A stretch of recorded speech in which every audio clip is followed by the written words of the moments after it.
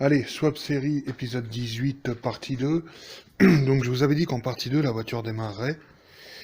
On va dire partiellement, ça y est presque.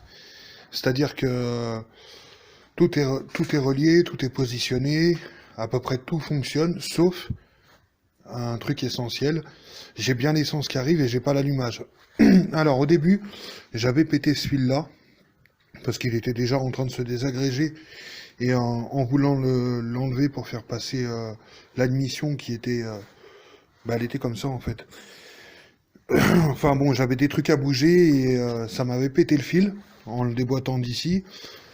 Ensuite, j'ai dû... Mon frère m'a recommandé un fil parce qu'on m'en avait prêté un, ça marchait toujours pas. J'avais pas d'étincelle quand je mettais la bougie sur le cache-culbut.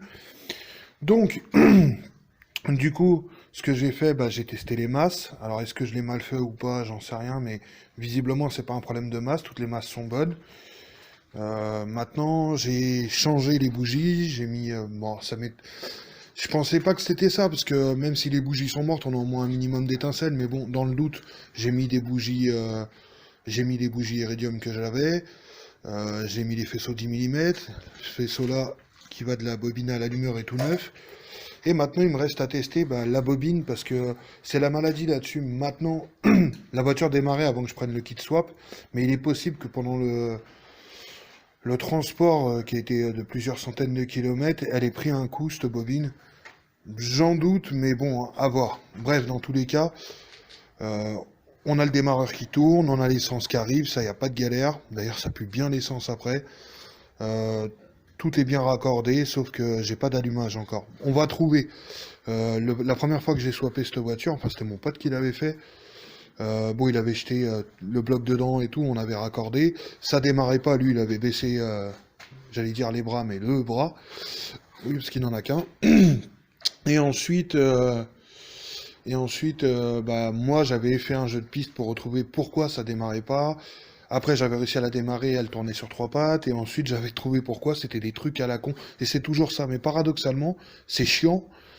Mais j'aime bien ce petit jeu de piste et tout, éliminer les pistes une par une. Bref, en attendant que je trouve ce qu'il y a, j'ai un pote d'un groupe Facebook, le Mazda 323, qui m'a envoyé le bloc Komodo de la BG.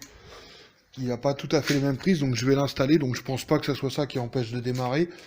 Mais au moins on éliminera encore des prises et ça sera bien.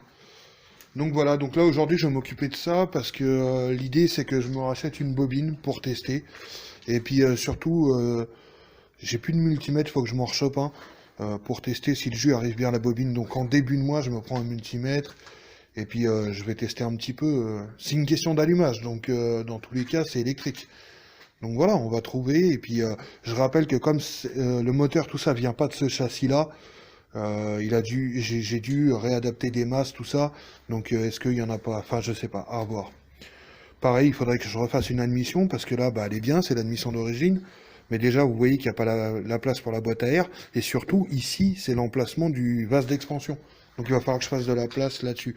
Mais bon, le but est de la démarrer déjà. Il y a de l'eau dans le radiateur et tout, il y a l'huile, il y a tout.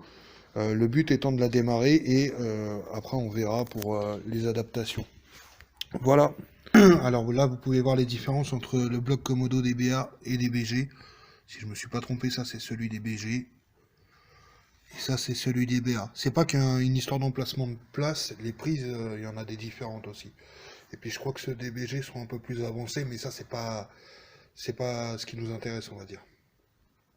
Alors le Komodo est placé.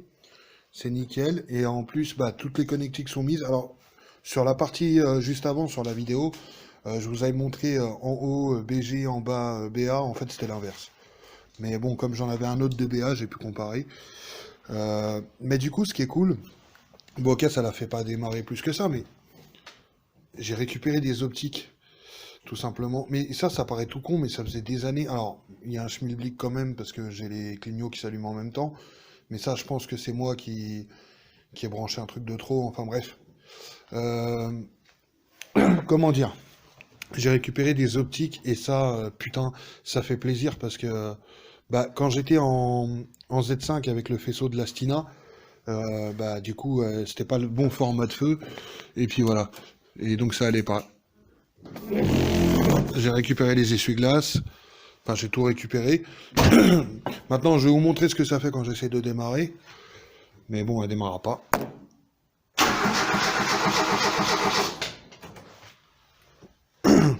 Et ça pue l'essence.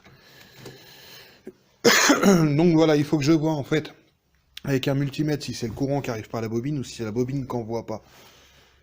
Putain, oui, ça pue l'essence. Hein. Je passerai un coup sur mes bougies parce que j'ai pas envie de les noyer. Et voilà, on est à une étincelle que tout reprenne, quoi. Donc, bon, bah, le redémarrage sera peut-être en swap série partie 20. Allez savoir. J'aime bien et en même temps ça me saoule, mais j'aime bien parce que bah je cherche, je sais pas, c'est un petit jeu de piste, voilà, c'est amusant en attendant. Bon après faut pas que ça dure trop longtemps parce que cette voiture, je dois l'essayer, j'ai encore d'autres choses à faire dessus. Faut que je vais m'occuper du volant parce que au niveau des vis c'était pas top, je vais refaire ça super propre. Faut que je m'occupe de la fixation du deuxième siège. J'ai le premier aussi à peaufiner au niveau des fixations. J'ai commencé à enlever toutes les tâches parce que tout simplement ça me plaisait plus. Et c'est rare qu'un truc me plaise plus. Il me reste celle-là, il m'en reste à droite et à gauche. Et j'ai posé, alors j'avais commandé ce petit monogramme GT qui n'est pas spécifique à Mazda. Pourquoi j'ai pris ça? Tout simplement parce que les 323 des générations d'avant, quand elles sont en 1,8 litre, elles s'appellent soit GTI, soit GT. Alors soit GT, soit GTI, soit GTX, soit GTR, soit GTAE pour les turbos. Donc GTX, GTR et GTAE, c'est les turbos. Et là, vous voyez, il y a encore un espace avec une sorte de trait à la con.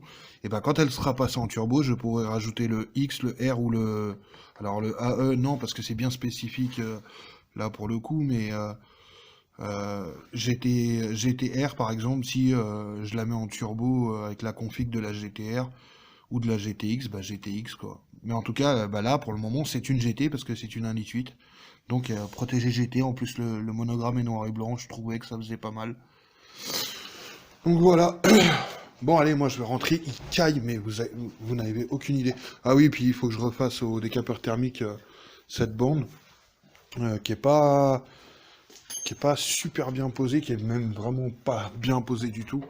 Mais en gros, voilà le rendu du capot, ça par contre je changerai pas parce que c'est l'idée que j'ai depuis le départ. Et je trouve que ça lui va bien. Et je vais même ponctuer avec un petit liseré blanc ici, là, tout fin, pour faire un rappel avec le blanc ici, et puis le blanc qui est un peu partout. Voilà, mais il faut que je refasse bien les bandes sur le capot, quoi. Bon allez, moi je rentre. Allez, à plus.